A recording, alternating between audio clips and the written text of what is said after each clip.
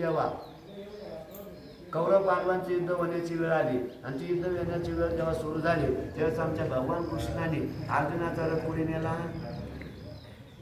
युद्धभूमीवर नेला. आणि त्या युद्धभूमीवर तो रथ नेला असताना, त्या युद्धभूमीवर तो रथ असताना त्यावेळेस जेव्हा बघितलं, अर्जुनाला वाटलं मला ज्यांना मारायचं याच्यात तो कोण द्रोणाचार्य, कोण कृपाचार्य, कोण भीष्माचार्य, आणि हे तर सगळे माझे भाऊ आहे, हे तर सगळे माझे काका आहे, हे तर सगळे माझे नातेवाईक आहे, आणि मी आलो कोणासाठी युद्ध करायला.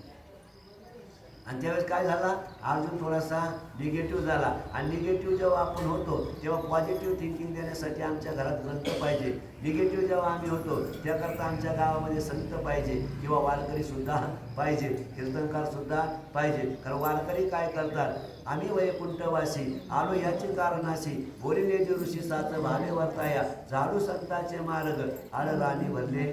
जो आड मार्गाने जात असेल त्याला सन्मार्गाने लावण्याकरता आमच्या संतांची काय आहे निर्मिती केली. आणि आम्ही ज्या समाजात जन्माला आलो, मला कुठल्या जातीवर समाजावर बोलायचं नाही, पण ज्या समाजात आम्ही जन्माला आलेलो आहे त्या समाजामध्ये नुसते संत नाही तर ते कोण आहे, राष्ट्रीय संत आहे. कोण आहे, राष्ट्रीय संत भगवान बाबा आहे. आणि नुसते भगवान बाबा असे संत नाही तर एक नाही तर दुसऱ्या गडावर आल्यानंतर सुद्धा त्यांनी काय केलं, काय फक्त भजनच केलं आणि त्या देवाची सेवा केली. अहो ज्यांना गुरु करायचं होतं म्हणून ते गुरुकडे गेले आणि किती बाबा सांगितलं मला काय करा, शिष्य करा. तेव्हा त्यांनी सांगितलं तुम्हाला मी शिष्य करतो, करण्यामागं काही हरकत नाही, पण तुम्हाला काय करावं लागेल, मंदिराच्या कळसावर जायचं, मंदिराच्या कळसावर जाऊन काय करायची, उडी टाकायची. आता ही गोष्ट साधी आहे का, आता त्यांना वाटलं असं बोललो म्हणजे हा माल घालायला येणार नाही. त्या गुरूंनी सहज शब्द काढले, परंतु ज्याला खरं शिष्यत्व घ्यायचं असेल तो त्याच्यातूनही बोध घेतो. म्हणून साधू बोध झाला तो नोंदणीया ठेला,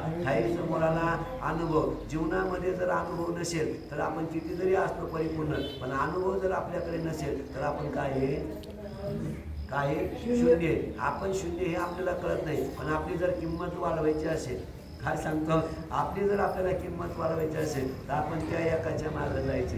त्या एकाच्या म्हणजे बायकोच्या नाही, त्या एकाच्या म्हणजे त्या भगवंताच्या मागं जायचे. आणि तो एक ज्या दिवशी आमच्या पुढे राहील त्या दिवशी आमचे किती जरी शून्य आम्ही त्याच्या पाठीमार्गे गेले तर आमची किंमत वाढल्याशिवाय संसारामध्ये आम्हाला महत्त्व वाढतं. काय संसारातलं आमचं महत्त्व आज कुठपर्यंत आहे, जोपर्यंत आमच्या आता दोन्ही पिशव्या भरलेल्या आहे, अण्णा आले, अण्णा आले, दादा आले, दादा आले, पाटील आले, पाटील आले, कुठपर्यंत आहे, जोपर्यंत तुमच्या काय सब पैसे के भाई दिल का साथी होई होई. मग या जीवनामध्ये जोपर्यंत आमच्या खिशा अन्न चालू आहे तोपर्यंत आम्हाला काय वाटतात, अण्णा आले, अण्णा आले, अण्णा आले. पण ते अण्णा किती जरी आले पण एक दिवस ते अण्णा सगळ्यांसाठी ज्या अन्नाची पुरवठा करतात ते अन्न जेव्हा घरात येतात आणि ज्या दिवशी त्या अन्नाचं शरीर मावळतं आणि त्याचा वृद्धप काळ जवळतो आणि वृद्धप काळ आल्यानंतर त्या अन्नाला काठीही साथ देत नाही.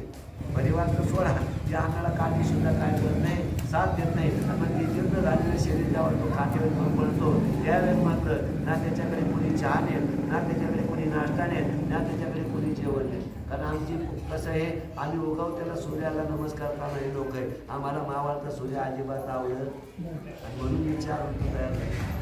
तिथे एका दिवसात 4 ऋतू. पहिले हिवाळा असेल तर हिवाळात राहायचा, पावसाळा असेल तर पावसाळ्यात राहायचा आणि उन्हाळा असेल तर उन्हाळ्यात राहायचा. पण याचा अवकाळ जो केला आहे या आमच्या कर्मामुळे तयार झालेला आहे. आणि बिल कोणाच्या नावावर पाडतो, कोणाच्या नावावर पाडतो आपण, त्याच्या नावावर. जर चांगली मका आली, चांगली कपाशी आली तर काय म्हणतो, पट्ट्याची मका आहे, काय त्याच्या बापाला द्यावा लागेल. कोणाच्या बापाला, त्याच्या बापाला द्यावा लागेल. तो म्हणतो अरे बापरे हा इथपर्यंत ठीक होता, मला मानत नव्हता, पण आता आता हा व्हायला लागला, माझा बाप व्हायला लागलाय, आता माझा बाप झाल्यामुळे मला याला प्रकार दाखवल्याशिवाय पर्याय नाही. आणि मग तो काय करतो, लगेच वरून राजाला आदेश देतो, आता काय असा पाऊस पडू नको तर मस्त काय कर गारांचा आणि जोरदार गारांचा पाऊस पाडून देतो. आणि ती मका वडीची नव्हती, कांदे वड्याचे नव्हते, करून टाकतो. आणि ते केल्यामुळे परिणाम काय झाला, आणि मग कोणाची आठवण झाली, मग गावातले लोक भेटतात आमचे रमेश सांगण्यासाठी, आता बाबांसारखे, राम राम भाऊ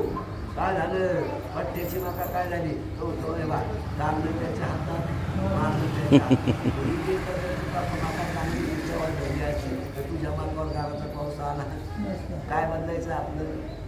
जो देवाला मानतो तोही कर्म करतोय रमेशांना, आणि जो देवाला मानत नाही नाना भाऊ तोही कर्मच करतोय. पण देवाला मानणाऱ्याचं कर्म पुण्य घेऊन येतंय आणि देवाला न मानणाऱ्याचं कर्म काय घेतंय बाप घेऊन येतंय. मग आता देवाला प्रत्येकाच्या घरात जाणं शक्य नव्हतं, प्रत्येकाजवळ जाणं शक्य नसल्यामुळे देवाने काय केलं, प्रत्येकाच्या घरात माय जगन्नाथ बाप जगन्नाथ अनाथाचा नाथ जनार्दन. की आई म्हणजे आमचा बाप काय आहे, जगन्नाथ आहे.